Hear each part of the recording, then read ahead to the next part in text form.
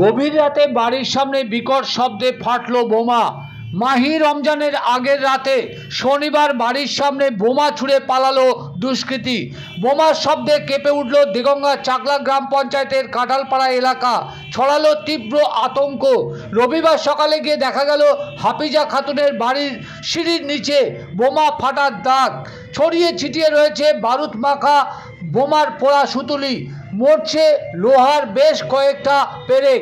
খবর দেওয়া হয়েছে চাকলা ফাঁড়ি থানায়। পরিবারের মধ্যে যে আতঙ্ক ছড়িয়েছে তা বাড়ির পরিবারের মহিলার কথায় ফুটে উঠেছে। রাত্রে কি হয়েছিল? রাত 12:30 যখন বাজে হঠাৎ বিশাল একটা হাতে বাঁধা বোমা আমার ঘরের একদম কোনায় মেরেছে। এবার আমি বারান্দায় থাকি, আমি ভয়ে ঘরে যেন আগুন ঢুকে গিয়েছে। আমি ভয়ে লেপ ছিল পাশে, লেপটা মুখে মুড়ি দিয়েছি। আমার বাড়ি ছটা বাচ্চা রাখতে পারছি না, এত কান্না কাঁদছে। আমি নিজেই আতঙ্ক আজ, আমি এটা রোজার মাস, রোজা করবে আমি করতে পারছি না। এখনো পর্যন্ত আমার গাটা কাঁপছে, আমি ভয়ে আতঙ্ক হয়ে গেছি।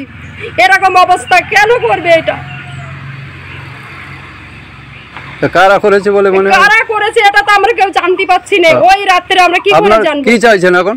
এখন যাচ্ছি এইটা যাতে আমরা বন্ধ হয় বা আসামিগুলো যাতে ধরা পড়ে। কেন করছে? আমরা তো কারোর ক্ষতি করিনি, আমরা তার সুরা যাতে হতে পারি তার জন্য আমরা এটা চাচ্ছি। আপনার নাম কি? আমার নাম হাফিজা খাতুন।